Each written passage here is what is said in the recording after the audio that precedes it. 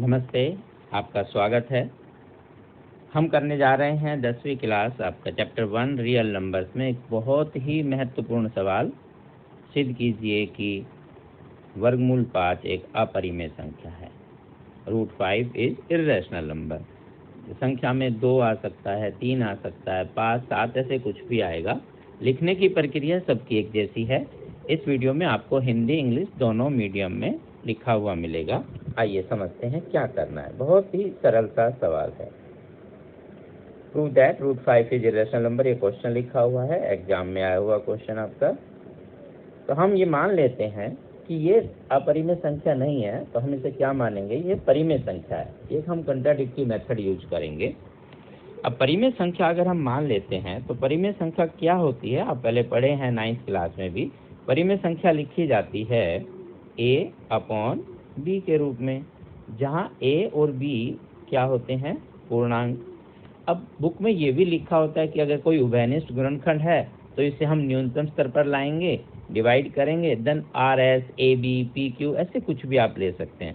जरूरत नहीं है वो लिखने की, आप डायरेक्ट एक लाइन लिख सकते हैं कि root 5 is equal to a/b where a and b are coprime integers, सह अभाज्य संख्याएं हैं। सह अभाज्य पूर्णांक है। सह अभाज्य मतलब वे संख्याएं जिनका आपस में कोई भी उभयनिष्ठ गुणनखंड नहीं होता, which have no common factor other than 1, उनको बोलते हैं को प्राइम नंबर। क्लियर? तो a और b ऐसी संख्याएं जिनका आपस में कोई भी उभयनिष्ठ गुणनखंड नहीं है, और ये हमें पता ही है कि b 0 नहीं होना चाहिए परिमेय संख्याओं के लिए। अब दोनों पक्षों को वर्ग करते हैं, स्क्वायरिंग बोथ साइड। तो आपके पास ये होगा 5 इधर, और इधर क्या हो जाएगा a² तो रूट 5 का स्क्वायर करेंगे, a/b का स्क्वायर करेंगे। इस तरह से हम इसे करते हैं। यहाँ तक का जब हम काम करते हैं, और अगर ये 3 नंबर का सवाल हम लेकर चलें, तो मान लीजिए ऊपर जो हिस्सा है यहाँ तक आपके 1 मार्क्स हो गए।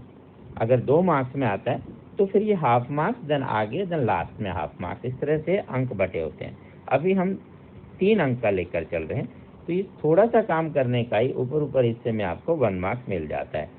इंग्लिश मीडियम वाले बच्चे सिर्फ ये लाइन का एक फर्क है, ये लिख लेंगे, let us assume to the contrary root 5 is rational, a and b are integer, coprime integers लिखें, स्क्वायरिंग बोथ साइड। ठीक है, नेक्स्ट। तो जैसे हमने स्क्वायर किया तो ये क्या हुआ, 5 और इधर a²/b²। तो यहाँ 5b² मल्टीप्लाई करा, क्रॉस मल्टीप्लाई, ये लिखा जा सकता है a²। इसका मतलब हुआ a² जो a का वर्ग है वो ऐसी संख्या है जो 5 को गुना करने के बाद प्राप्त हो रही है, मतलब वो 5 का गुणज है। अब कोई 5 का गुणज होगा, इसका अर्थ हुआ वो उस संख्या को 5 से भाग कर रहा है। आप यहाँ से डायरेक्ट लिख सकते हैं, या समझने के लिए आप ऐसा भी कर सकते हैं, मैं आपके लिए लिखें तो आप यूँ लिख सकते हैं a² इधर आके 5 को भाग कर देंगे, तो आपको परेशानी नहीं होगी, आप ऐसा लिख कर चलें। अब यहाँ से स्पष्ट नजर आ रहा है कि a² डिवाइड बाई 5 मतलब 5 डिवाइड a²।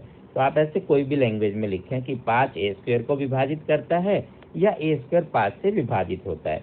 तो अगर किसी को पहले नहीं समझ में आती लाइन तो हम यहाँ करके ऐसा लिख सकते हैं, तो लिखेंगे a² 5 से विभाजित है। अब हम एक प्रमेय इस चैप्टर में पढ़ते हैं 1.3 के नाम से, यहाँ लिखना इतना जरूरी नहीं, आप लिख सकते हैं राइट कि हम जानते हैं कि यदि a² 5 से विभाजित है और 5 एक अभाज्य संख्या है तो a भी 5 से विभाजित होगा। ये प्रमेय है जिसका नाम चाहे तो आप लिखें 1.3 थ्योरम के अकॉर्डिंग, या डायरेक्ट लिखें। वो थ्योरम कहती है कि यदि कोई अभाज्य संख्या a² को विभाजित करेगी तो वो a को भी विभाजित करेगी। If p is a prime number divides a², then it also divides a।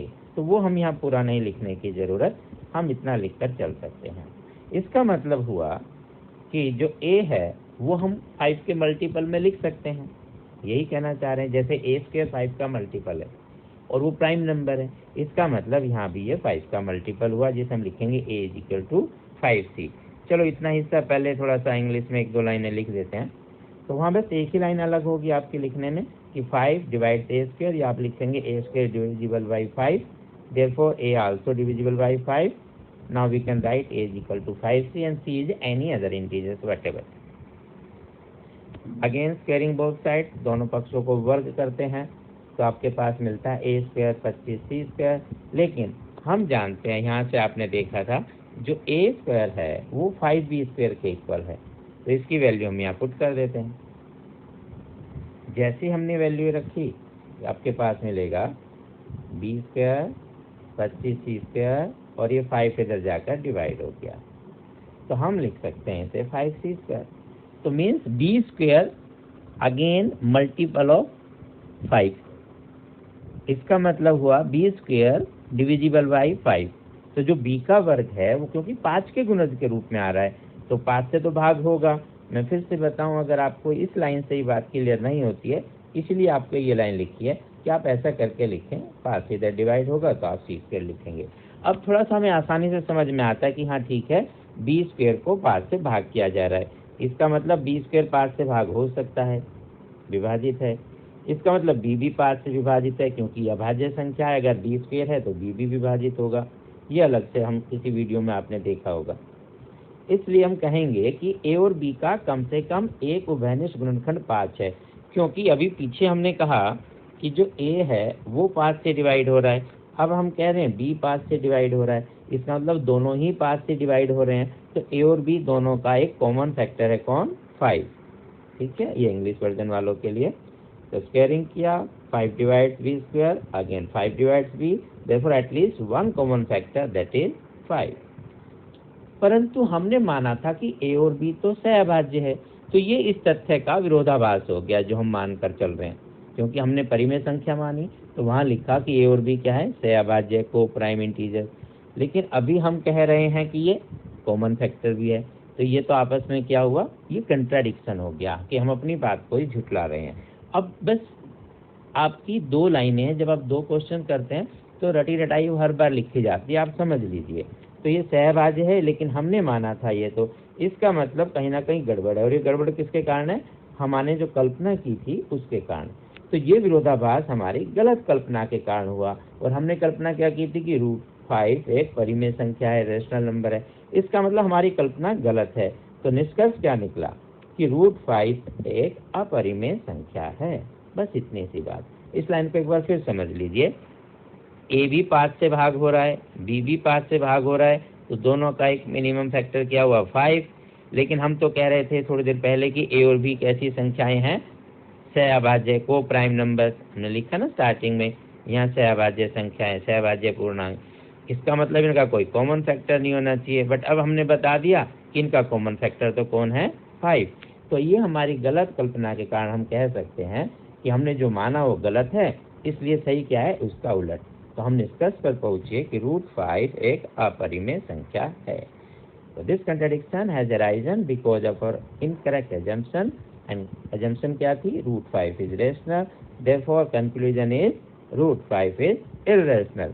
तो यहाँ तक आपको फिर 1 मार्क्स पीछे मिल जाएगा, 1 मार्क्स उधर, एक बीच में, एक इधर। तो ऐसे जैसे आप स्टेप वाइज काम करते हैं आप पूरे 3 के 3 अंक ले सकते हैं। ठीक है, आप इसका अभ्यास कीजिए, बहुत ही सरल क्वेश्चन था। लाइक कीजिए, शेयर कीजिए, और अगर आपने सब्सक्राइब नहीं किया है चैनल को तो सब्सक्राइब कीजिए।